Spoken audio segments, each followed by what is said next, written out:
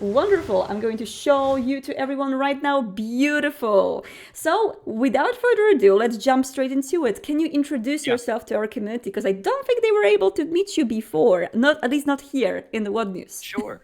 Sure. Yeah. So my name is Josh. I am the community manager at Demiplane. I've been working with Demiplane for about 2 years now. And so, that's the overview. But beyond that, I'm a big tabletop game fan. I started playing Vampire and got into the other World of Darkness games during the pandemic. So I'm kind of a new fan when it comes to the games myself, but just delighted to be here. Thanks for having me. Awesome. So, well, let's start with the basics, something that our most of our viewers probably know already, but can you give us a little bit of a roundup of what happened at Demiplane this month? What did you release and why are we celebrating?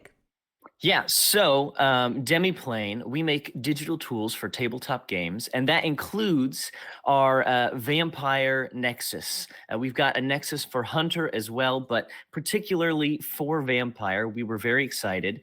It was like 2 or 3 weeks ago now, we launched our character tools for Vampire the Masquerade 5th edition. So if you've never played before, we've got this great step-by-step guided kind of tutorial through how to make a character, which is really nice for new players who have never like played the game before, but is also really nice just to have a checklist and make sure that you've kind of knocked everything off the list before you start playing your game. Sure, awesome. And when it comes to the character creation tools, we've been waiting for them for quite some time, and I am Yeah. wondering whether you can share with the community what goes into development of tools like this. How did those Yeah. vampire tools happen exactly? Because it's not necessarily just copy paste from the book, right? Yeah, there's a long process, and we have a really stellar team that puts hours and hours of work into this. I'll preface this by saying I'm not a software developer. I know the process, but I'm not technically skilled enough to like talk specifics. But essentially, we get the files for the book. And what we start by doing is just kind of taking out each individual element. So, hey, here's all the powers, here's all like your attributes and skills and disciplines. And we create what we call game elements for each of those items. Hmm. And then we put the book back together with these things called tooltips, where it basically summarizes. If you see, for instance, blood potency in the text, and you aren't sure what that is, you can mouse over it, you can click it, and it'll pop up a little definition, give you all the information you need about that using our game elements. And so the character tools is one step beyond that. We've built this character tool platform, which lets us take all of those game elements and put them together in the form of a character sheet. In the same way that if you were making a pen and paper character, you would go through and find, oh, here's everything I need to know about, Oblivion powers, and then put that on your sheet. We do the exact same thing, but it's all digitally. And so, since it's all digital, it's all connected. And if you see something on the sheet and you're like, what can what specialties do I have for like academics? You can click on it and it'll say, hey, here's some options. Here's what the book says.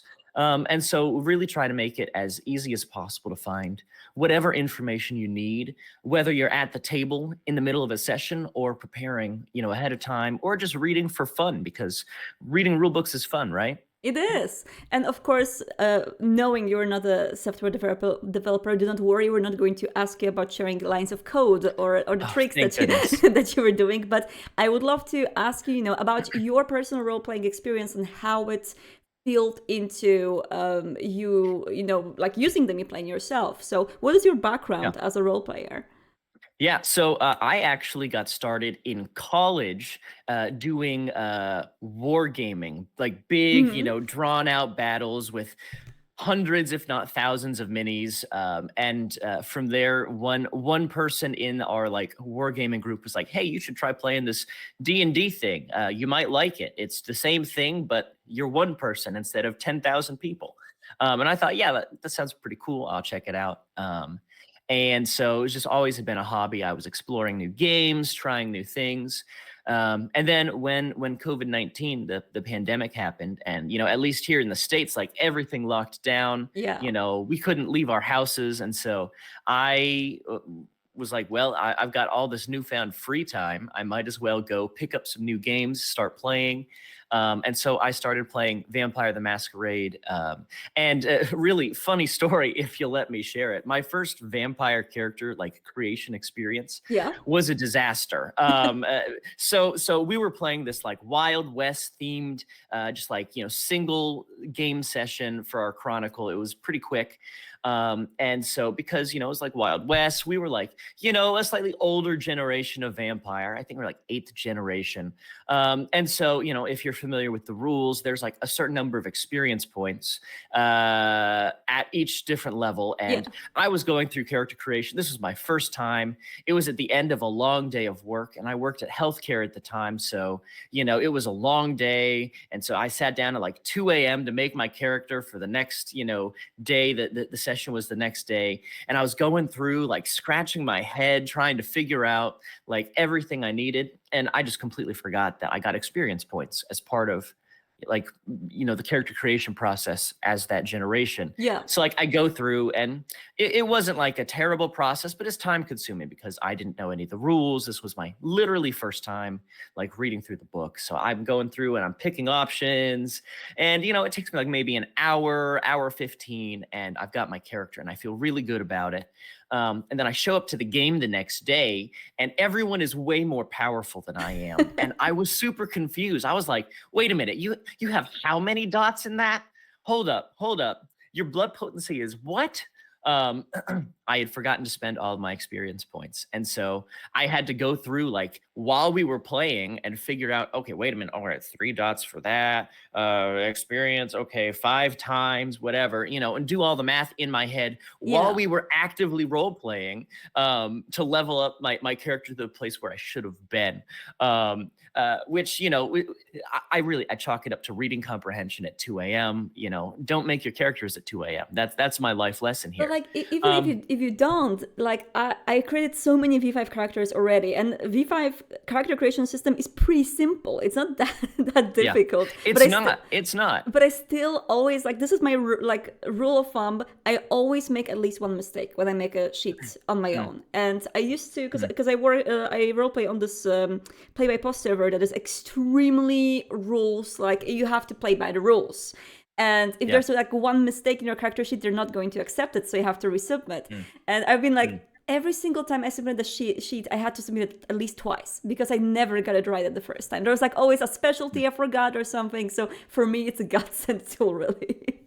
Yeah, well, absolutely. I think that's honestly like a great like point to make about like how anybody can really benefit from these tools. Because I Yeah, think a lot of people, especially like established vampire players, they look at character tools like this and they say, "Oh, I've already got all the books. Like, there's no value add for me." But it gives you that peace of mind that you've got all the rules right, you haven't forgotten anything. And especially like going through step by step, it'll tell you, hey, you missed something, right? Hey, you need to select, an oblivion ritual, for instance. yeah, Or hey, you need to, you've got all these experience points. There's 35 of them on your sheet right now. Go and spend them. And then instead of going, oh, hey, what's the math here? Let me go find the table and, okay, multiply by this. It just tells you how much experience it costs in the builder, which is really nice. Just like a quality of life thing, yeah. because I can spend more time actually playing the game than thinking about the rules and wondering, oh, did I get every single thing right? Yeah, and of course, when the tool has launched, there has been a lot of conversation in our community about the general value, because we had Yeah. a lot of players who, jumped into Vampire the Masquerade, for example, from D&D, and they were adjusted or, accustomed to the topic of D&D Beyond. They used it in the Hmm. past, so for them it was a very easy transition. They understood how these tools work, basically. But then we had a Yeah. lot of other players who never used tools like these, and they already purchased the books in the physical form. And And there was this big question of, what kind of a value am I getting when I'm getting, the books from Demiplane, for example. So Yeah. can you give us a little bit more of a background on what do you get when you sign up for Demiplane, and what are the Yeah. different ways of signing up?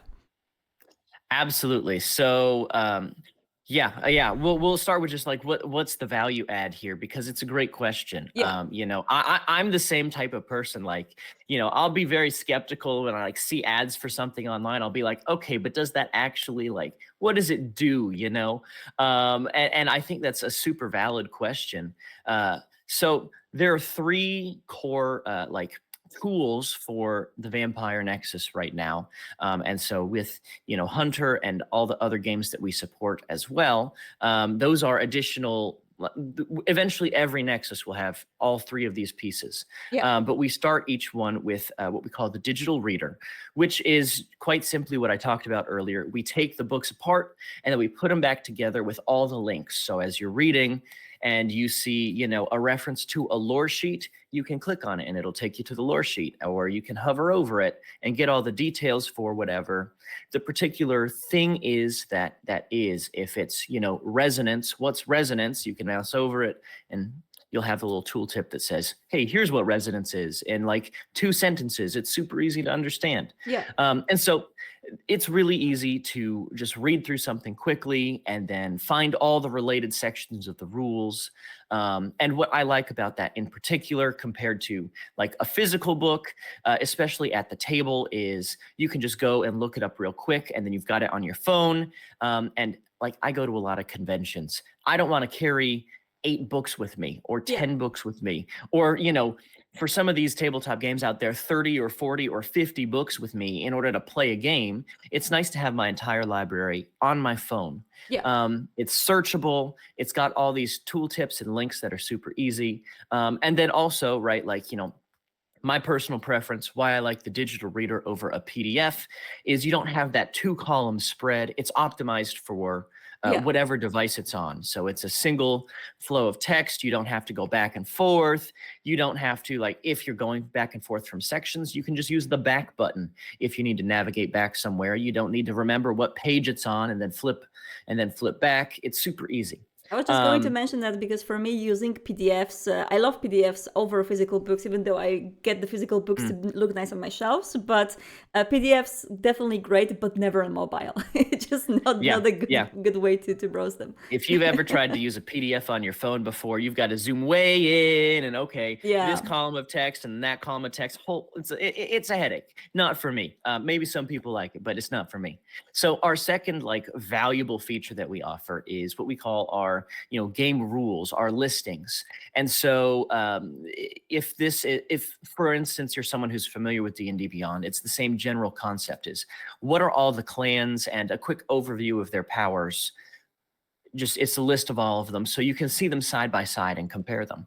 yeah, Or we've got a table of all of the disciplines, all the powers, all the NPCs, all the lore sheets. And the idea is, let's make it as easy as possible to find what you're looking for. If you want specifically a potence power, for your second dot in potence, you can go through and sort by potence and then filter, organize it so that it's, lowest powers first, and go and see what all the options are. yeah, If you're about to run a session, you can go and find, the NPCs and say, I want like a vampire who's kind of like, a younger generation vampire to be like the opponent that they fight in this session.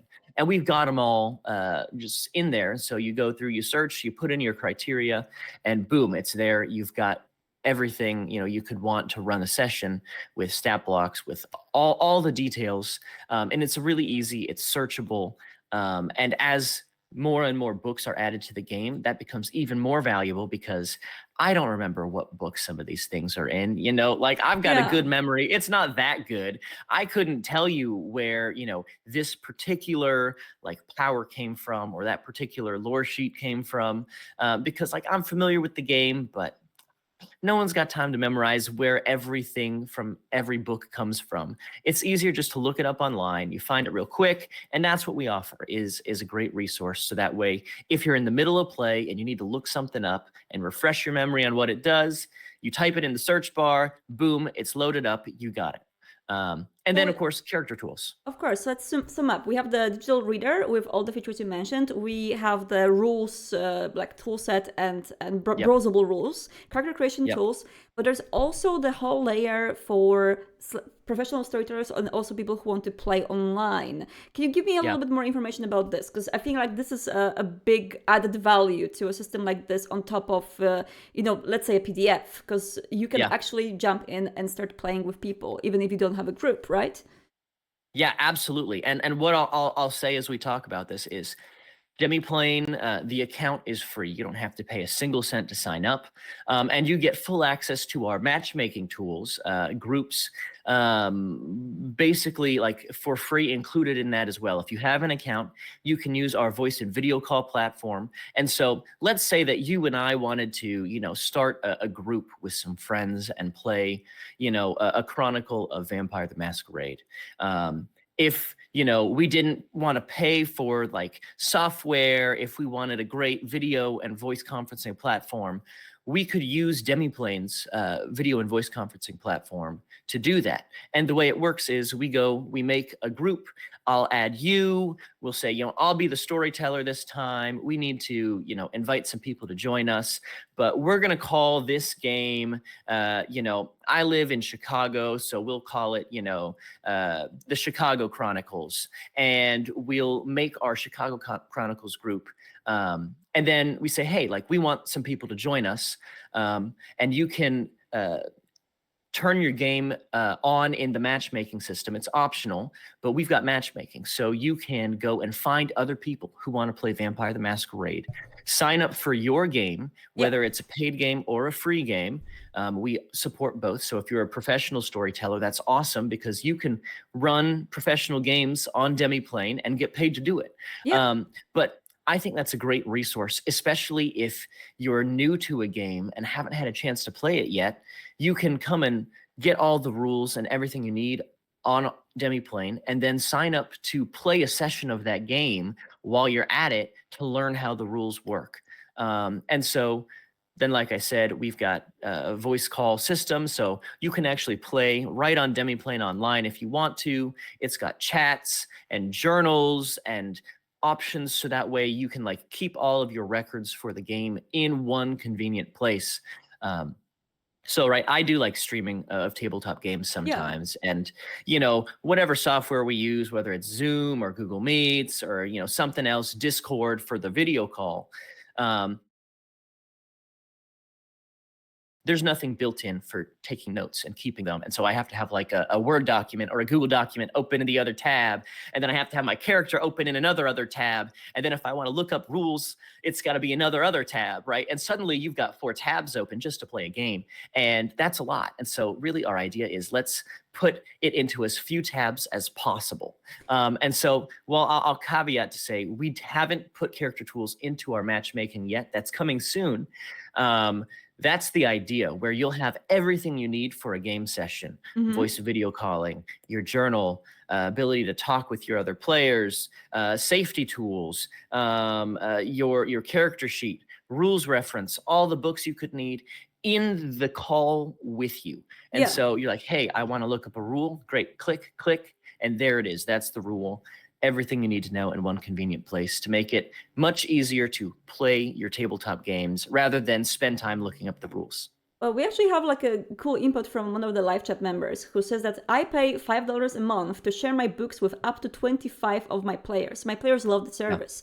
Can you give me a little bit more background on that subscription service that you offer? Because I feel like it definitely changes a lot of things when suddenly you can share your books with other people and you don't have to have your whole party get all the books that you want to use as a storyteller. Yeah, absolutely. So we have each book for sale on the Nexus. And so when you buy that book, it's yours. It's tied to your account.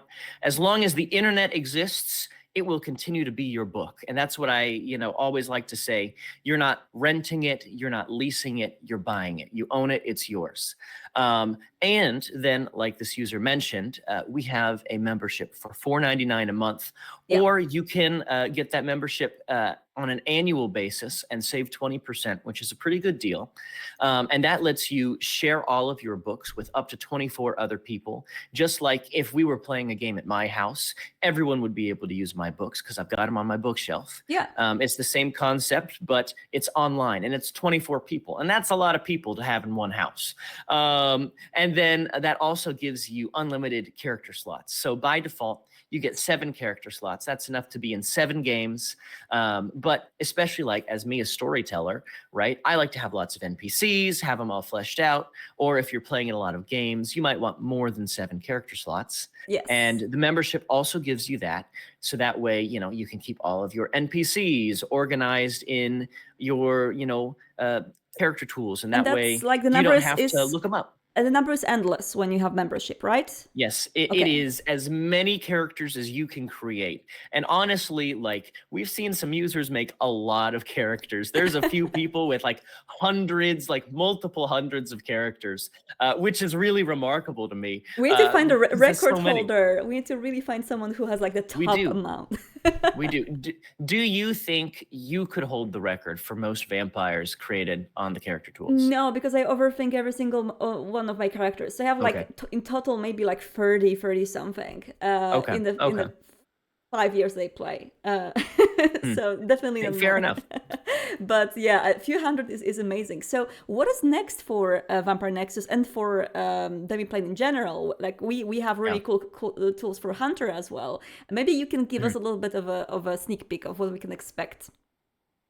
Yeah, so you say what's next, and there's a lot of things that are coming next. So I'll give you 2 ideas of what next, and I think it's really helpful to kind of take a look at like the roadmap from where we've come to look ahead at what's next as well. Yeah. So if you're not familiar with Demiplane, we have a variety of games that we support, and we started with Pathfinder 2nd edition as our like basically our first attempt at character tools. Yeah. And so we built out these character tools and they did what we wanted them to do, but we knew that there were some things that we wanted to do differently the next time.